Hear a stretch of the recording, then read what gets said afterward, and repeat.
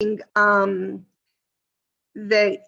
Suzanne, that your family claims they have ancient Spanish roots. I wonder if you have done your DNA and there's any Sephardi in there.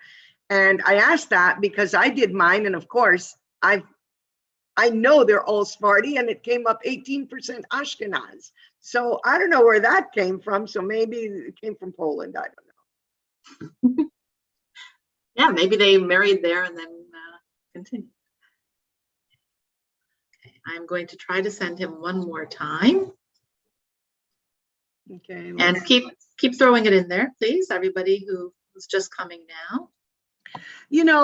So the question is, how much Sephardic DNA is enough to make a connection? So when you're looking at DNA that's anywhere like 1, 2, and even 3%, it's a lot of noise. DNA experts call that background noise. So I think that any time that you're over, 4.5, 5, but it's also, if you're looking, not the Sephardim that left Spain, but people like me, whose family stayed in the country, those people like me are not yet doing DNA tests. They're sitting in the Catholic Church. They don't know that this is all flying around behind them. So we tend to have very few matches. So it's a combination for crypto-Jewish descendants like me. It's a combination of a very high Spanish Portuguese, like mine is 92%, and then origins from places like Sardinia or Morocco. You're matching people from Morocco. You're matching people from Algeria. And remember that a lot of people, you have to self-identify as Sephardic. So when I initially did my DNA, I did it before I knew that I had a Jewish lineage. So I did not self-identify as a Sephardi. So it's a combo, but I'd say that at 4.5, 5, you start, and then you look at the global picture of, where's the matches, and definitely Algeria, in Morocco, Turkey, and I also, I don't know, I matched some Bedouins in Israel, so I'm not sure about that. I know, right? That's really interesting. Yeah. Well, I guess they could have been in the Arabian Peninsula and married in, or just been. Well, you know what? It's definitely Semitic. Yeah. Any way you look at it. Yeah, actually Sephardic, Eric, Sephardi is a surprise in general.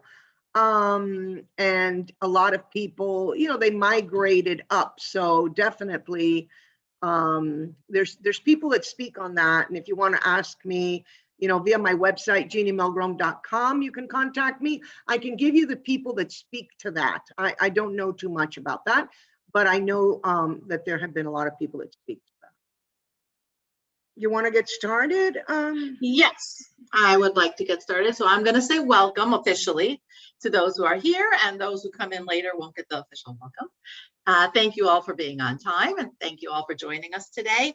I am quite excited. It's just immersing in another experience together with Genie is just wonderful. And I'm already saying it before I've heard the talk. So afterwards, I'm sure I'll say it even more. But in the meantime, just some logistics.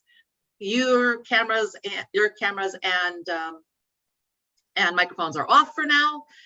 Genie will give her presentation. When she is done with her presentation, we will encourage you to open your microphones and your cameras. Be aware that it is being recorded. So if you don't want to be recorded, don't open, but I'll be monitoring the chat and the Q&A as well. So if you have questions, you can also throw them into there. But we do want to allow her to go through her presentation as much as possible. And thank you all those who haven't yet thrown in the chat where you're from, where your family's from, both. Please do that. And now I know you did not come to hear me, so I'm just going to officially, in short, introduce Genie, because she doesn't really need an introduction. But Genie Milgrom was born in Havana, Cuba, into a Roman Catholic family of Spanish ancestry. In an unparalleled work of genealogy, she fully documented her unbroken maternal lineage, 22 generations, which every time I tell it to somebody, they're blown away, which So every time I say it, I'm blown away. She has traveled extensively into Formosel, the village of her ancestors, in the Zamora region of Spain, while doing field research on the past Jews of Formosel and its surroundings. She's the past president of the Jewish genealogy. Yes, right behind her, if you all look. If you're wondering where she is, she's not really there, but it's in her heart. She is the past president of the Jewish Genealogical Society of Greater Miami and Society for Crypto-Judaic Studies, and current president of Tarbut Sfarad Formosel in Spain. Most importantly, I think she's the author of My 15 Grandmothers, as well as How I Found My 15 Grandmothers, which is a step-by-step guide of how she did that, and her latest, Fire to Fire. The books have won the 2015 and 2018 Latino Author Book Awards, not Jewish necessarily, just Latino Author Book Awards, and many other presentations and works that she has written and spoke about, and you can find her all over, and her website, and I will send that out tomorrow to those who don't have it. But again, you haven't come to hear me, so I'm going to hand the stage over to Jeannie. Thank you so much again for coming. I also want to add one more thing, is thank you to our co-host, who unfortunately is having some technical issues, but the Jewish Heritage Alliance, thank you very much for co-hosting this with us, and Michael Steinberger. So hopefully we'll see him later on. Over Wonderful. Thank you so much, Dora. And yes, this is the village of my ancestors. The house all the way to the back was where my 15th grandmother lived. So I speak to this topic today from, obviously from finding my 22 grandmothers meant finding Jewish documentation to prove that they were Jews, because up until 1510 and the 15 grandmothers, which is when I started writing, there was only 15 grandmothers, and the last one was linked to a Jewish lineage. I continued to go back to find the Jewish name of the family, actually. I didn't really have to prove, you know, I received a certificate from Israel that I was born Jewish, and so you can read up on my story. You would know I had already converted before that. But the reality is that I continued to 1405 in search of the Jewish family name. And that search took me only into Inquisition documents and uploading data to share with other people, which is actually now up on jewishgen.org, where I gifted them the 55,000 bits of data that I put in there. And this is where a lot of my information comes from. So in this village where my family lived for 623 years, as they went back and forth, hiding from the Inquisition, and in their Inquisition documents and a myriad of others is where this information comes from. So I will share this with you. And I think always it's a lot better to just see it. And this way you can come along with me into the dungeons. And maybe it's not the best place to be on a Tuesday, but there we are. This is the logo of the Inquisition, and I will show it to you later in context. This is the logo of the Spanish Inquisition. The logo of the Portuguese Inquisition was very similar.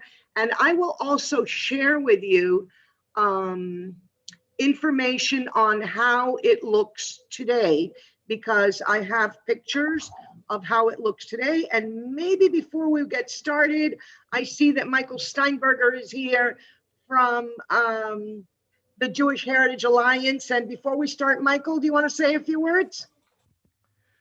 Are you there? Actually, I just logged on now, this second. So maybe at the end? We had some problems. Now I'm just going to wish you Godspeed. Obviously, we support your work. We consider this work very relevant.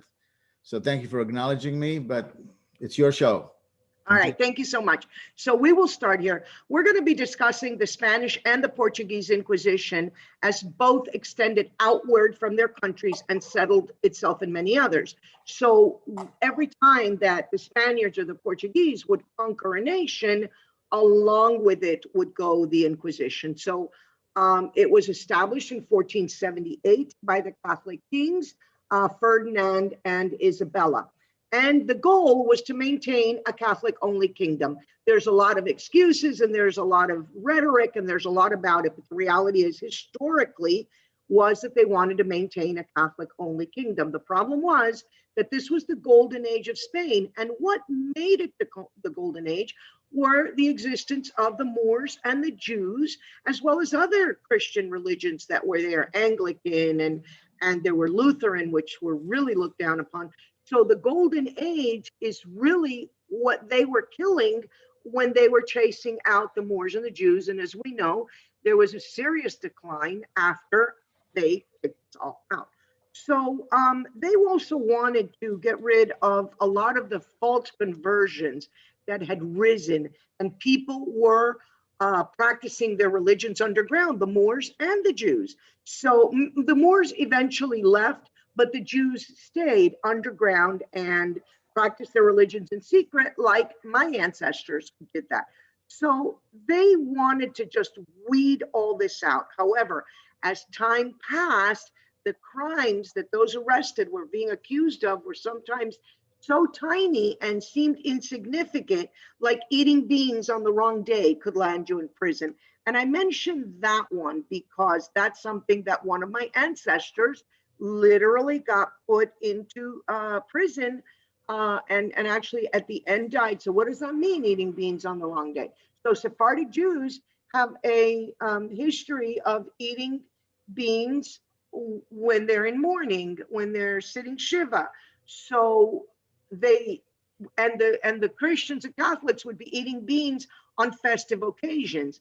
So if you sat there and ate beans for 7 days in mourning, then obviously you were not, let's say, Catholic. So they were getting caught for this kind of stuff, and they were landing in prison.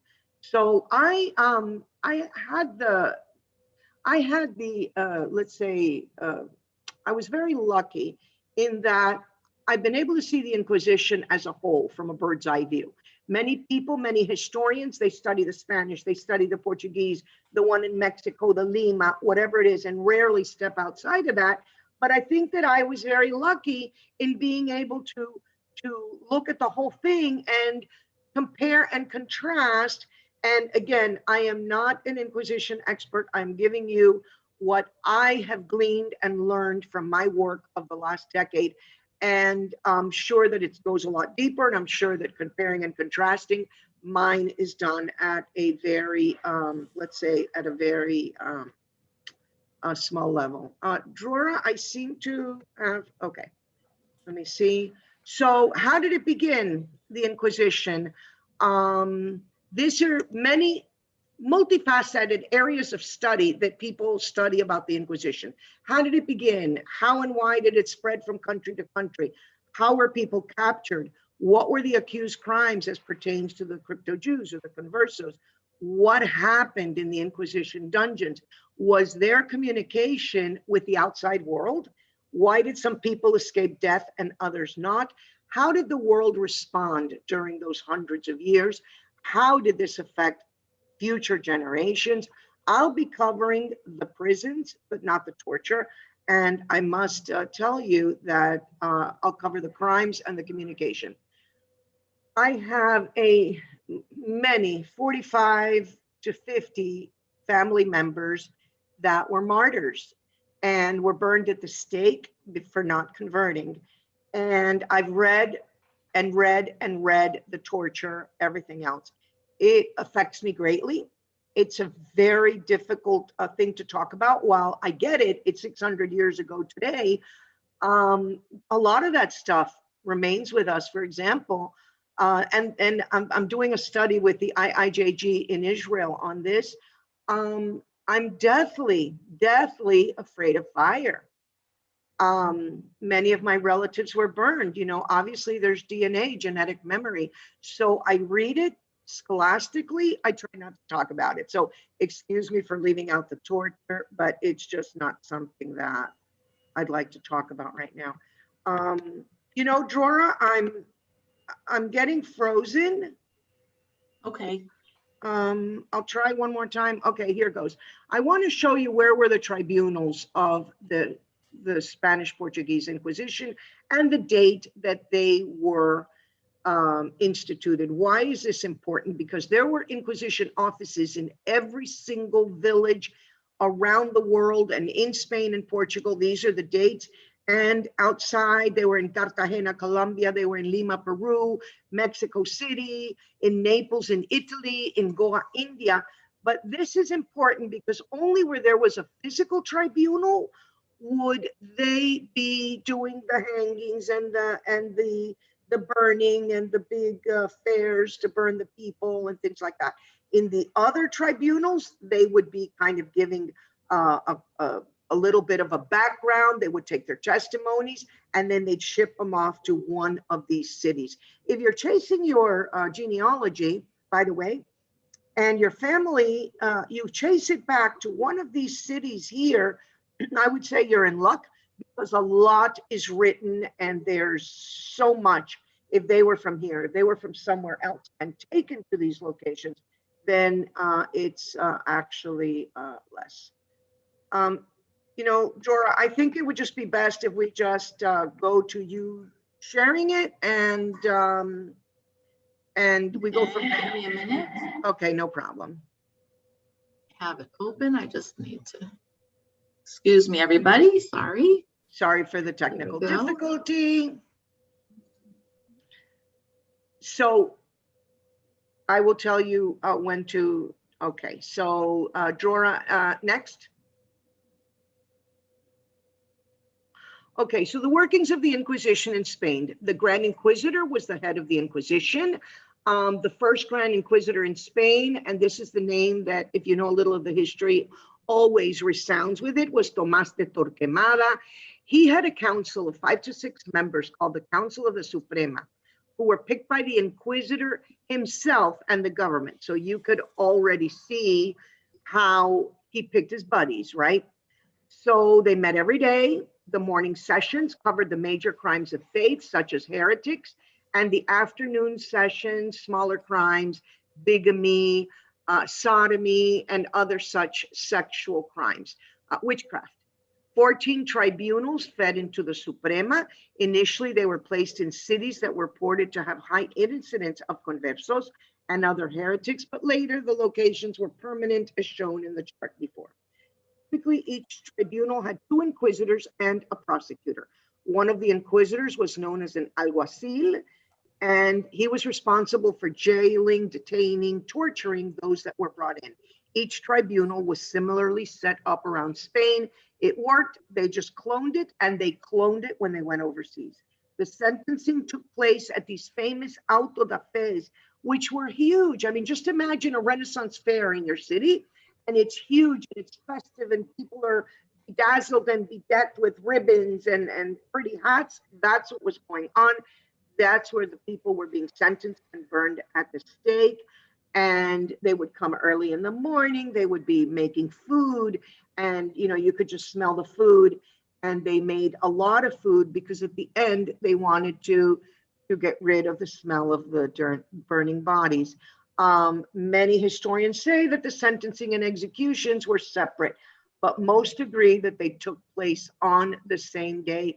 As I've read these Inquisition documents, I've seen that they pretty much took place on the same day. So many people ask, was there any way to get out of this? Was there any way to, once you were being walked out into this festive environment, you wore a sort of gown they gave you that was called a San Benito, and it said what your crime was on the back. They had like a logo for each crime.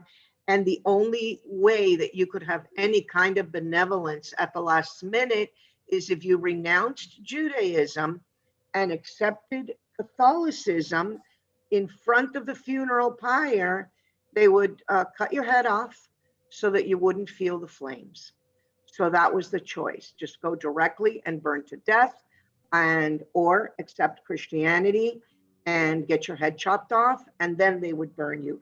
They would even, the people that had died in the Inquisition prison, they would take boxes of their bones, and there are record numbers of people that were burned in effigy, and they would make armatures of the person if they escaped the prison and had gone elsewhere. There are very few of those. Next.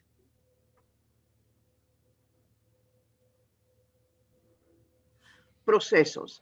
From the moment a person met with a tribunal, the minute he was going in there, a judgment or file known as a proceso was written up. To this day, in archives around the world, they are still known as procesos. It's an important word because if you're looking for Inquisition documents, the word is procesos. They really are not called anything else. These procesos all followed a very similar pattern. They were written on pergamino on both sides and in the language of the country of the tribunal, Portuguese or Spanish. They started with basic information on the person and went into full genealogies that are usually found right at the very beginning of the document, right at the very beginning. So this is how people ask, how do you get your genealogy? So the people were so frightened, they were so scared, this was so intimidating, they just sang like canaries. It's an American expression, but they were just saying, so this is the father and this is the mother, and oh my gosh, I have an aunt that lives in this place and that place, and the Inquisition just wrote everything down. So it contains a thorough description of the crime, the accusers, and the testimonies. And it contains physical descriptions also.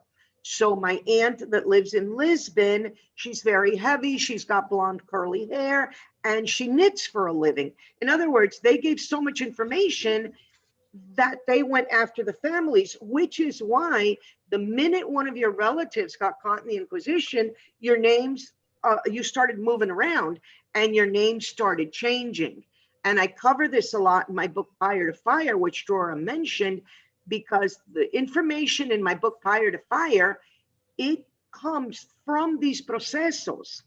I had to fill in the blanks to make it a fiction, but it's 85% information that came from the procesos where people were going back and forth and how they were changing your name. So that was the moment that the people that were outside of the prisons, the names started, like it used to be Martinez and now it's Alvarez, whatever it was. And they just changed their names because of these genealogies. So the proceso continues with the torture, more questioning on other family members. They were big on the family members. The in and outs of the prison cells, like every time they were thrown into prison, taken out of prison, thrown into prison, it's recorded in these procesos and continues in this way until the person was either exonerated or sent to be punished further by the secular arm of the country. The Catholic Church did not, and the Catholic kings did not want to be associated with torture or death. So they made up this little game where they would give it to the secular arm of the country, and in the secular arm, they would be doing the judgments. But hello, they got there because of the Catholic king. So these procesos are extremely similar and very, very consistent. They could range from 100 pages to 500 pages and more. They are still available in the archives of Spain, Portugal, Mexico, Lima, and Cartagena. Since 2015, I've been spearheading a project to digitize, and I got funding from Israel to digitize all the Inquisition documents in the world. I only received the contract from Portugal in August during the pandemic. We put the scanners in place, and April the 1st of this year, we moved the scanners into the Portuguese archives, and we already have 2 very large reels, and we're hoping that the digitization of this will help others around the world not have to dig with their fingernails like I did for this information. And they will be indexed and you can search through them, and they will be available online.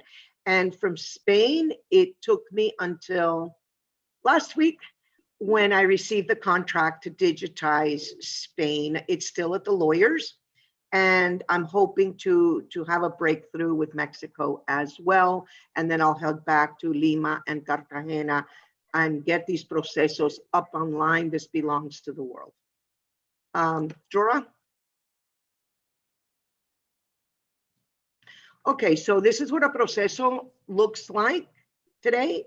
You can see that it's falling apart. They have to be restored.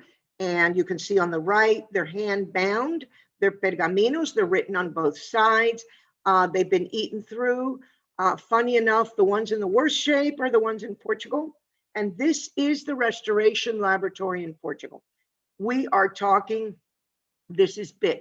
We're not talking, you know, somebody, every single one of those stations is somebody like you see here on the left, and they are meticulously putting paper behind it and meticulously. So every single pergamino, which is one sheet of pergamino, is being restored in this fashion.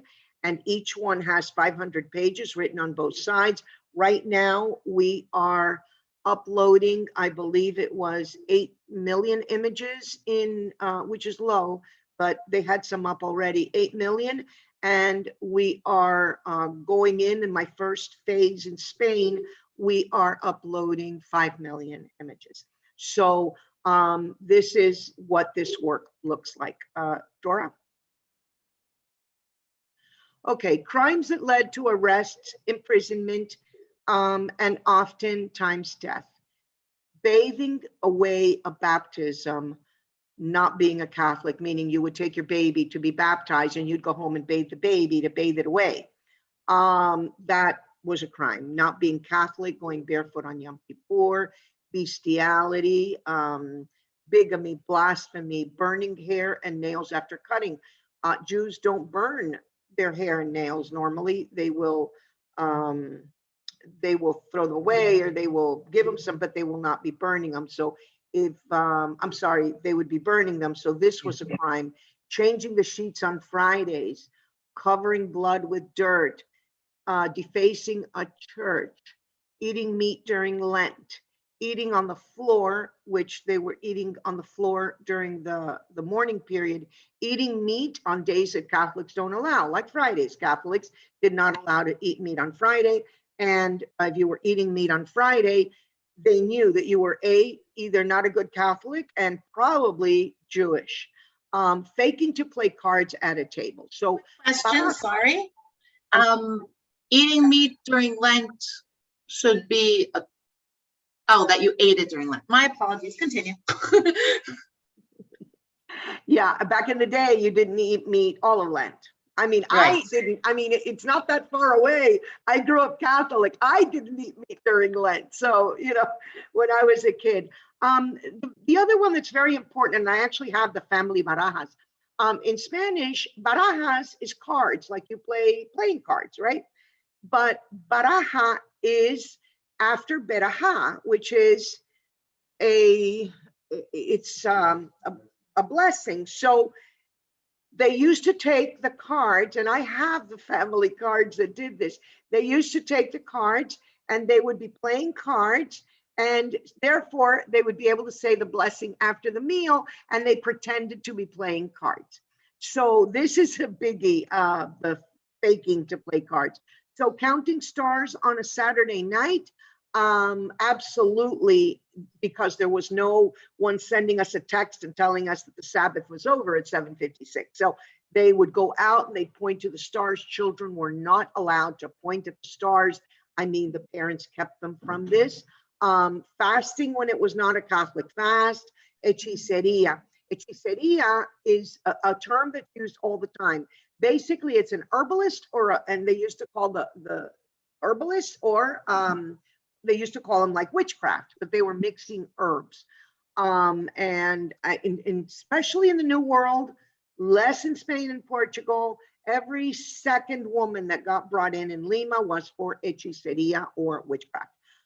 Fresh tablecloths on Friday nights, keeping the Sabbath, that's very obviously, killing animals in a specific way, not cooking on Shabbat, and making the big stews that they kept hot, honoring the holiday of candles, Hanukkah, waiting for the Messiah, not having light in the home on Shabbat, washing hands before a meal versus after, which is what we do. Putting a newborn in a basin and throwing in gold coins is something that we do when a child, a firstborn, is 30 days old.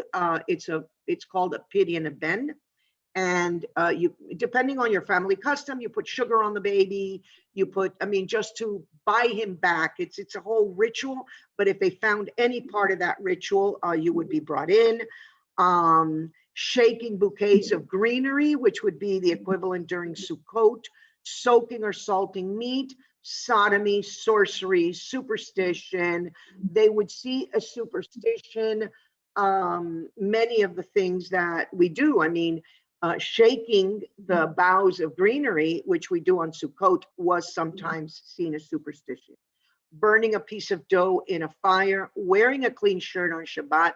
I had two grandfathers, the 15th, I believe, and the 17th, I believe, that were actually killed for wearing a clean shirt on Shabbat. Defacing a Catholic statue, putting a picture of Jesus or the Virgin in your shoe to walk on it all day.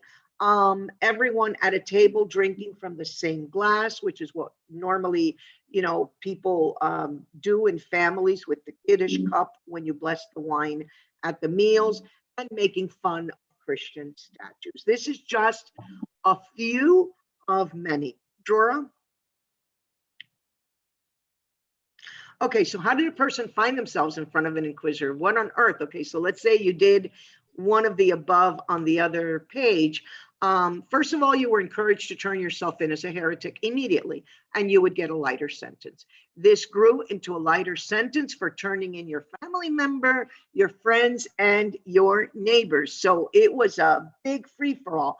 A lot of the servants were offered to educate their children in, let's say, in monasteries or in convents, which were the best schools at the time, if they would turn in their family. So there was a lot of incentive to be turning in your family. When a person was accused, he would testify before the tribunal, but was not allowed a lawyer.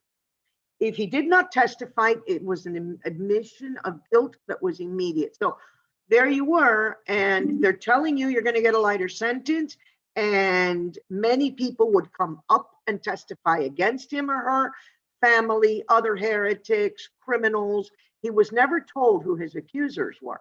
So he didn't know, the person did not know who knew what, and he didn't have a lawyer. So this was across the board and very disconcerting.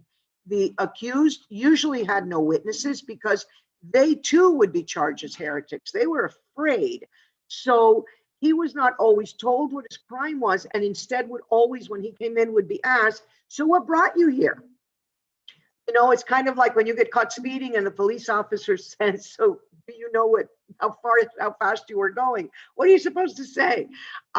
So they hoped that he would tell them more than they actually knew.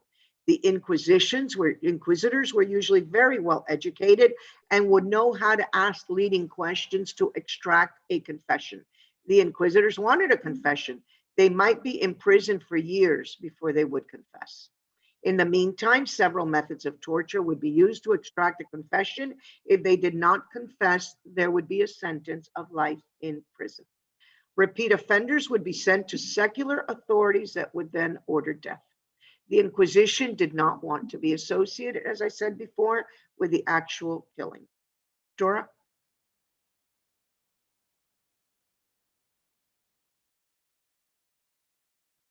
Dora? It's on my screen. You don't see the next one? In No. 1536? Uh-oh. Okay. In 1536, the Portuguese Inquisition was established. How did it differ from the Spanish one? First of all, people had been doing this for a long time already because the Inquisition started about 1481. So here we are in 1536. People were getting very wise of it. So at the beginning, the Jews were allowed to enter Portugal after the expulsion, but had to pay a tax that became a windfall for the Portuguese government. In 1497, the king was not so keen on having the Inquisition in Portugal, and even made Jews wanting to leave to sail through Lisbon, and were coerced to convert, or if they left Portugal, their children would be confiscated and given to Christians to raise. So a lot of people don't know this, that the Portuguese wanted the Jews to stay because the Jews, again, we spoke about it before, we're talking about the golden age. So they did not want them to leave. So they even said, okay, we're going to take your kids away if you leave. So who's going to leave their kids behind? In Portugal, the Grand Inquisitor was chosen by the king and almost always came from the royal family. Bias again. He oversaw his council, and the council oversaw the smaller tribunals. The bookstores so he would overlook the tribunals, the bookstores, where they would confiscate and get rid of the books, the confiscation of property of everyone else, they would overlook that. There were local tribunals with 2 or 3 inquisitors and 2 or 3 consultants. Public lawyers, notaries, commissioners were under them. This Inquisition focused on the Cripto-Jews and Conversos who were hiding, being insincere Christians. Next.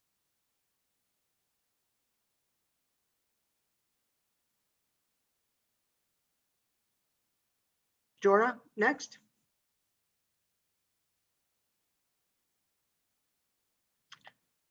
Well, Jora. Well, ladies and gentlemen, I don't know where Jora is. So I will try to keep going. I cannot. Jora, are you there? Jora is out. Okay, I'm going to try to share my screen again, and while it may not look perfect, at least we'll get it going, okay? Let's see. Sorry about that. Okay. Here we go. So what happened to the money? The money was what, a lot of this was about the money. So what happened to the money after the confession? Having taken the lead from previous inquisitors, the inquisitors were many times out of their depth and dealing very unfairly with those brought before them. If you were clergy, your punishment was less.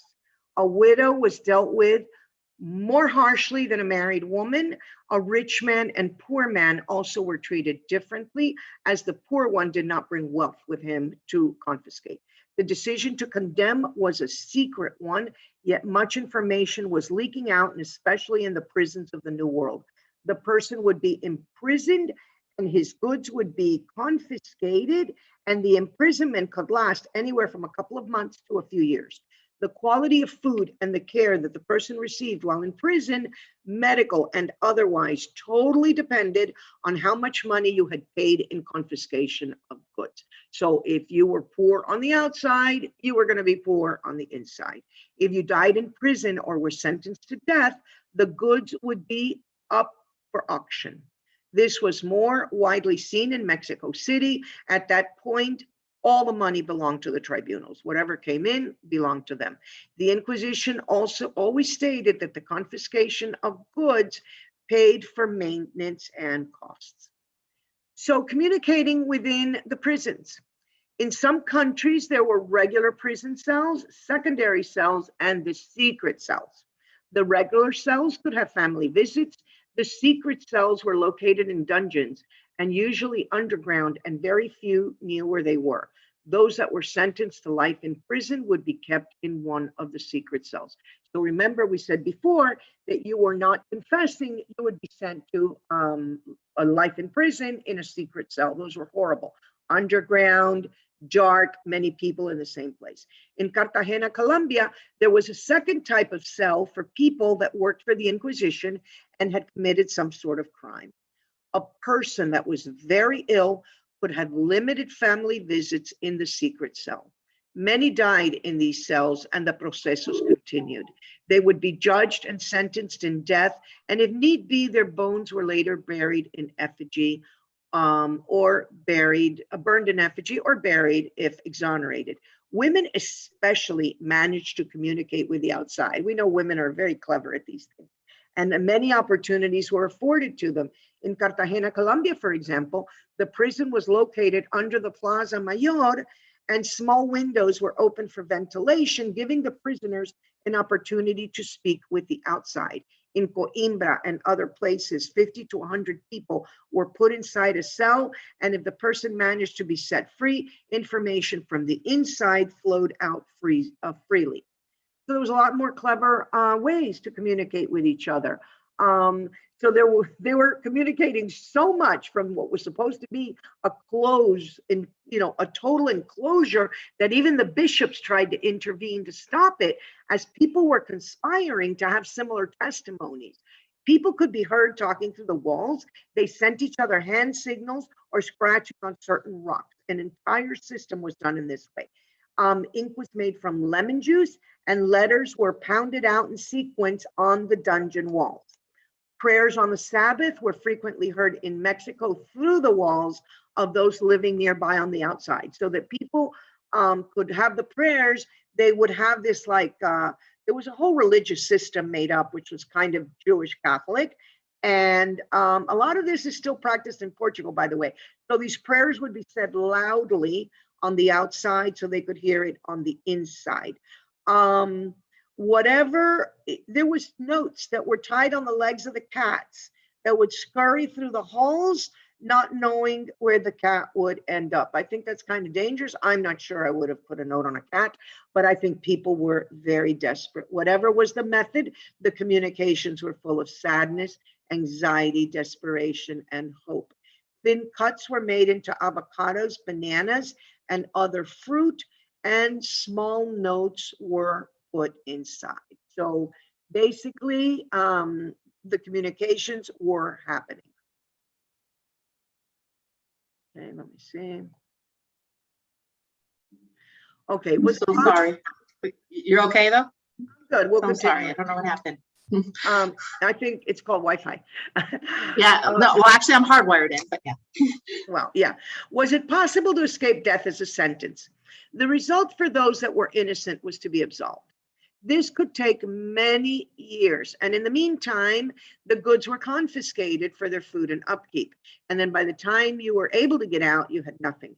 If you were found guilty, you would have a series of punishments, including beatings, life in prison, more confiscations, wearing of the penitent garb we spoke about before, that was out in the auto da fe, called a San Benito, and you had to wear this for many years. When your sentence was up, and I just an FYI, when your sentence was up, that you would be in whatever village, they would take your San Benito, people knew it was yours, and they would hang it in the church, so no one ever forgot who you were. So it was like, there was no end to this, and it just went on and on. The ostracizing just went on and on. The only place that I physically have seen the San Benitos is in the Inquisition prison museum in Lima, Peru. So in some cases, you were sent out of the city you were born in for several years. Many times they would banish you to Brazil. If you were from Portugal, you were sent to a seminary to learn Catholicism. Other than being sentenced to death or life in prison, all of the above would get you out of the jails. If you were caught again and again for the same type of crime, death was certain to be next. Many died in the prisons before heading to be burned to death. Being burned at the stake, and I said at the last minute, you could denounce Judaism and they would chop your head off. So I wanted to show you this. These are pictures taken by me a couple of years ago. This isn't like from the 1500s. My husband Michael is in this particular dungeon over here on the left. And on the middle picture, you can see they would have about 100 people in that tiny airless room. They would paint it all black. So on top of the fact that you were just sitting in there with 100 people, the room was black. They just kept open for us to see a portion of the black room. You can see another one on the right. They were all the same, side by side by side. And these were the dungeons in Coimbra. I wanted to show you the Canary Islands. On the left, we have the book of genealogies of everyone that passed the Canary Islands Inquisition. And why is this one like non-digitized? Why is this one super important? Because it was from the Canary Islands that the people migrated to Cuba, Puerto Rico, the Dominican Republic. There was a lot of land grants for that. And there we go, there they are in that book. And I have been totally unsuccessful because the Inquisition so far, because I don't give up on anything, I have been unsuccessful because in the 1700s, the Inquisition procesos were stolen from the Canary Islands and they went to England. 400 families bought them back. So they were brought back to the Canary Islands. And when I visited them repeatedly, The 400 families are now still 400 families, but different people. And they have no desire. They don't understand. They asked me, why did I want to, dig this up? It's Black history. I'm hoping that now that we're going to have Spain on board, I'm going to be able to exert a little bit more pressure. However, the problem is that it's owned privately, whereas in Spain, Portugal, and Mexico, it's owned by the government. So this may be a problem. I wanted to show you on the left-hand side, this is a mock-up of Canary Islands, the island of La Palma, and you can see the light shining in the pure center. That was in the center of town, the whole Inquisition plaza, let's say. In Évora, Portugal, this huge thing you see on the left-hand side that looks like an Italian palazzo, that was the house of the Inquisition. And inside it is this hall. Now, I couldn't get the whole thing, but I wanted you to get the impression of this. This is, so as I stood under it and looked up, you can see the logo that I showed you at the front. It's right at the very top. It's about 30 feet high. And as you look up, it would just be you and the Grand Inquisitor on a desk in front, in the middle of this huge hall, and very, very, very intimidating. Over here on the right in Évora, Spain, Évora, Portugal, I took pictures of just some of the repositories. We walked through these repositories of Inquisition documents and other documents, and this Évora archive started in the 1400s. There were miles of this that you're seeing there, all underground. Something that disturbed me a lot was this picture on the left. I think of everything I saw, dungeons, whatever. What disturbed me was this picture that I showed you. Why? This is the entrance to the Archdiocese, the seat of the Catholic Church in Évora. And what is on top of it? The Inquisition logo. Look, you want to preserve the history, I get it, but take it down, take it off, chop down the wall, do whatever you want to do, put it in a frame, put it inside, but hello. I really struggle with this, so much so that I have contacted the church. I have become a nuisance about having the logo of the Inquisition on top of the seat of the Catholic Church. On the right-hand side was also something very disturbing. And as disturbing as this history is, it's important to tell. So when we visited this Évora, this that I showed you earlier, the big inquisitorial house, Michael, my husband, and I walked through all the prisons and the cells. And then we came across this that looks like an innocent, beautiful yard. And so it seems that when people would die, and there were so many, they just shoved them across the wall and threw them into this yard. And then when there was enough of these Jewish bodies, they would take them out and they would throw them out as trash. I had gone with the two historians, my husband and a couple of other people. I always carry around the Jewish prayer for the dead, the Kaddish. I always have it printed. We carry it around with us. When we come, we all stopped. We said Kaddish there. I think it was probably the first time that, maybe there was some sort of elevation of their souls. But this kind of nonsense, you see it still all over the place. We're getting to the end. I want to show you my family tree, which just shows the people that were in the procesos, that were burned at the stake. We're all in olive green, and goes back to 1405. I descend directly from the line that is in purple, but this at the bottom is only, let's say, maybe 1600, 1700. So there's still another 15 generations after that. However, there is always light, and that's who we are as Jews. We go from darkness to light. And we make a point of going from darkness to light. So I've recorded my own family history. Here are some of the books I've written. They're in English and they're in Spanish. And my 15 grandmothers, which was mentioned, all of them have won many awards.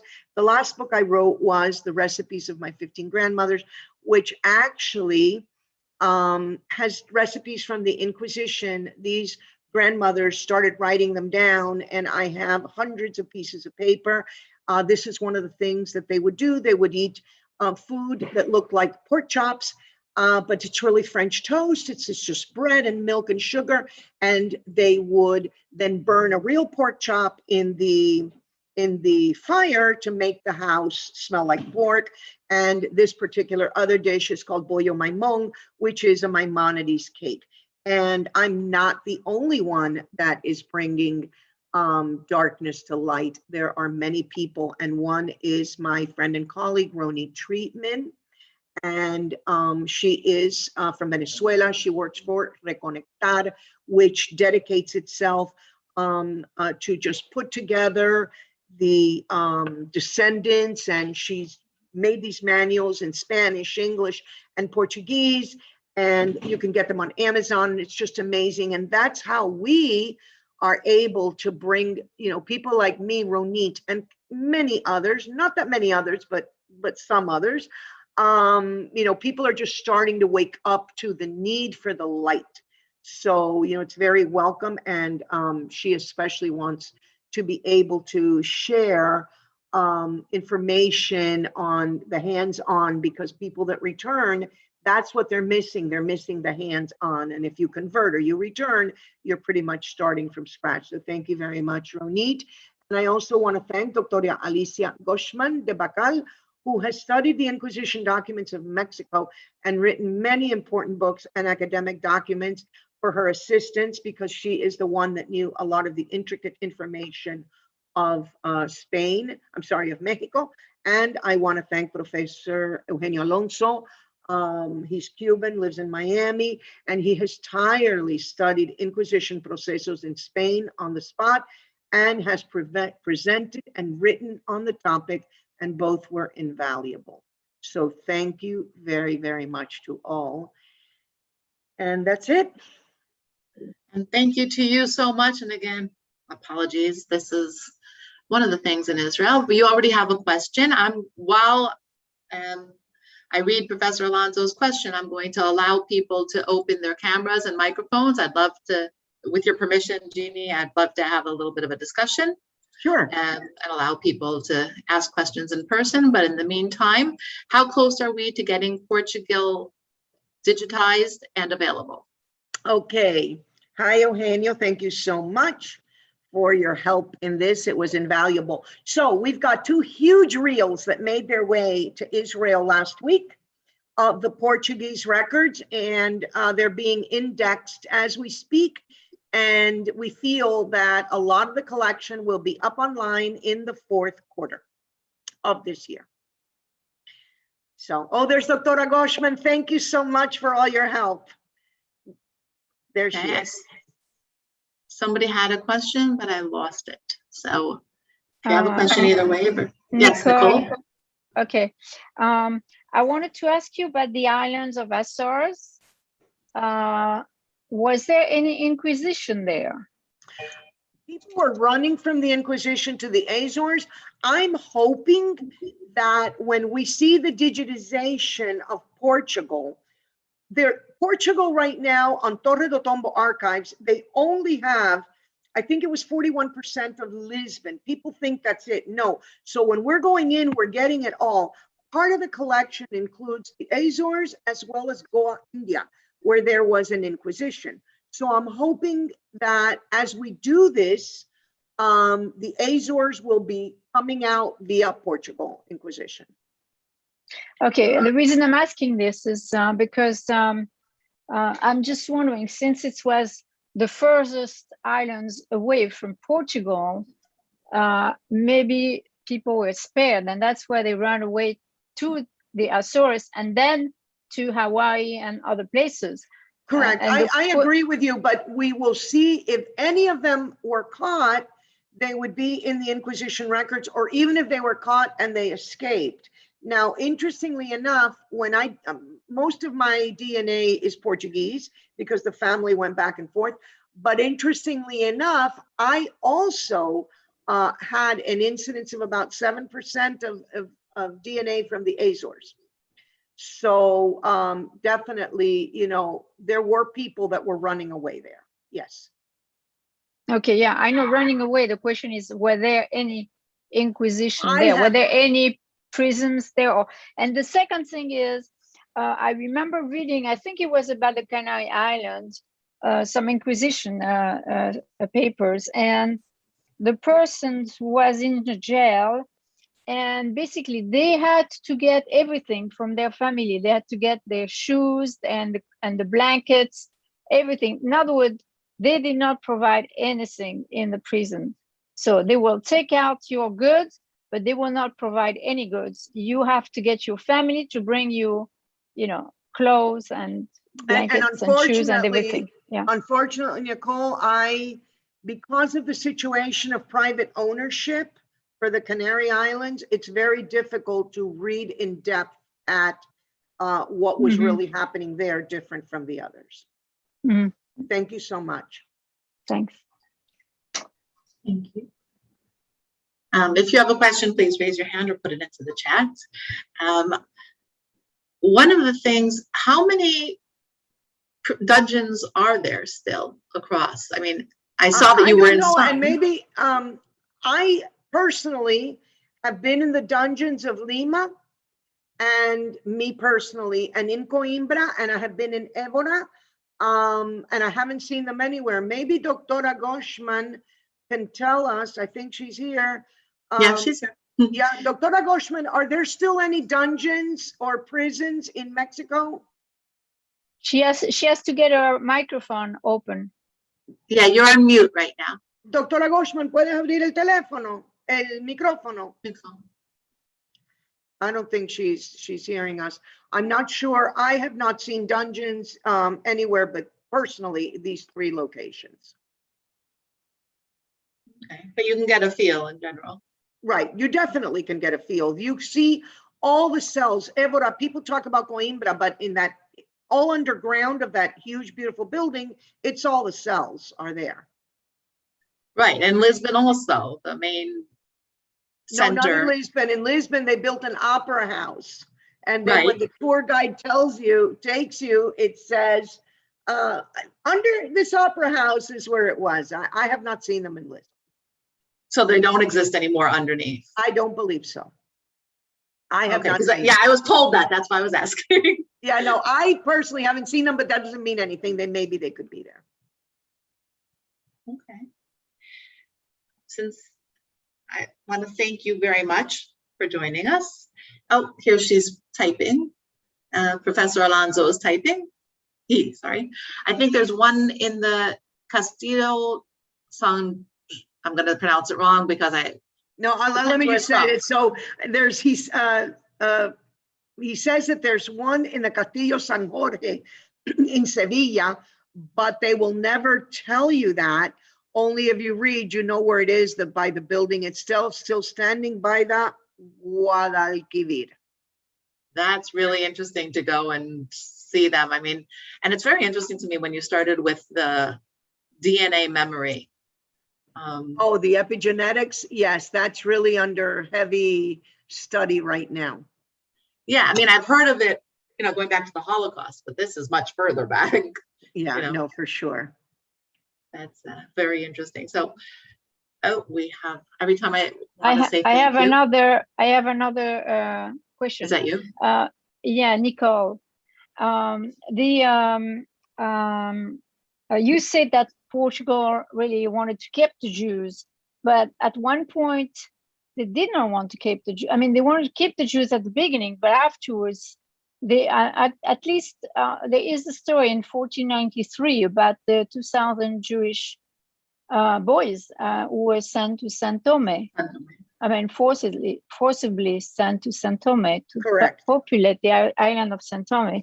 So they did also. But in 1536, when the economy started depressing, that's that's when they wanted to separate the families from the children that wanted to go.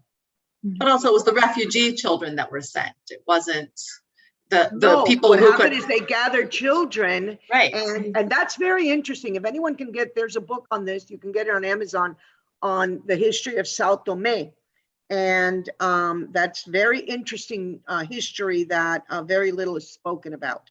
and the children were gathered. They were sent to Sao Tome. A lot of them died en route. And are you a descendant, Nicole, of the children of Sao Tome? No, Okay. I did a study over there. I did a DNA study and looking for, and what happened is in 1499, in Torre de Tombo, you can see that later.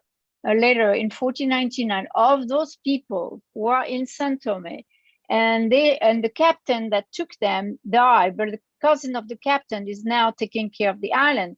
And those people are writing, you know, in a very elegant words to the king, saying, "Don't worry, you know, the captain is dead, but his cousin is there taking care of the island." And it was signed by 65 male names that were, you know, Spanish and Portuguese, you know, Jewish names. And I did go to the island and did some DNA study. And I also actually asked questions. I didn't know anything, even though I'm Jewish, I didn't know anything about the nails and stuff. And I was, but I learned about it just before I went there. So I asked everybody that I did a DNA study on, because I did a DNA study on the people that had names that were on the same as this letter from 1499. I found 23 of the names, not the 65. And when I asked them all about what do they do with the nails, and I was surprised. There was one of them was a judge. His name was Perez. And they were burning the nail. When they were cutting the nail, they will burn them. The cut nails, they will burn them. The others, they will not throw it in the garbage. They will throw it all over the roof. Yeah. Not in the garbage, over the roof. And so I felt there was some kind of symbolic thing. It was likely not in the garbage. And the other thing is the hair. And then the hairs, some people there save the hair. Every time the hair is cut, they save it in a bag. And then when the person dies, they put the bag with the hair with that person. And I want to tell you that I was in Israel recently and I was telling that story, and somebody told me that Sarah Netanyahu was saving her son's hair. No, by the way, I want to mention that in my mom's house, after, you know, my mom's still alive, but she has Alzheimer's.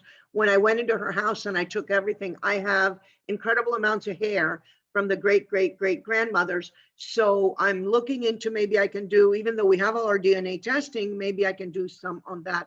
If you don't mind, Adrora, I'd like to give Ronit maybe a couple minutes to talk about her book. Ronit, are you there? Hi there, I am, and thank you. I was not expecting to speak, so well, you know, thank you. That's very generous of you to include me. I appreciate it. Well, I'm actually originally Israeli, and the way I came to this work was, as you're speaking about DNA, was through DNA, but from the other side. I'm the other side of the mirror. I'm Israeli. My father was an Israeli diplomat. We did our DNA test because we have Holocaust survivors in the family, and you know, I didn't think I had anything to do with Iberia, the Conversos, any of that. But then I discovered that the Ashkenazi side of the family had been in Girona, in Catalonia, and then the way we did it was the matrilineal and patrilineal roots, and suddenly we saw the family divide in two after the expulsion, and we see the side I'm from went to Italy and the Netherlands, and then they went to Poland from there, but the other side stayed. And then at one point, I've been told by a friend that this was when Spain and Portugal were one empire. There was a period of about 80 years. They were one empire, and then it was possible to go to Brazil, even if you were from Spain. And so my ancestors went to Brazil from there. And I just had always been told there was nothing left, nothing Jewish left in Spain or Portugal, nothing. And I was curious, so I went to see Girona. I wanted to see what it was. And then when I came back, I published about this. And suddenly people started connecting with me on Facebook and telling me, you know, they're sort of hinting at their secret Jewish life. And I just was really overcome with emotion. I just didn't believe it was real. And I just felt this sympathy, this urge to help, which is a contrast to how the community in Venezuela that I grew up with treated anybody who tried to approach the community. There had been at least one case I know of a man who said, I know I descend from Jews. I'd like to come back. And they told him, we don't want you. And it was both the Sephardic and Ashkenazi rabbi. And that was not racism and not discrimination. I looked into it. It was a Rabbinic decision that had been made because they were protective of the community. They were worried about proselytizing. They were trying to preserve their community. So I know it sounds harsh, but it actually wasn't meant as an attack on him. They were just protecting themselves. But I think it's time to move past it. I don't like it. I think it's time to be welcoming to any, and I mean, I don't go out and proselytize to anyone. I have never told anyone to convert, and I never will. But if they have any interest in exploring their past, any interest in traditions or their name or anything like that, I'm happy to be a resource. Great. Thank you, Ronit. And definitely, it's all our work together that brings darkness, a light to the darkness. Thank you so much. Thank you all so much for participating, and thank you, Jeannie, for another wonderful talk. And I look forward to hearing you much more, because there's so much more to uncover there. So thank you all for coming. Thank you to the Jewish Heritage Alliance. Thank you, Ronit. And we look forward to seeing you all soon.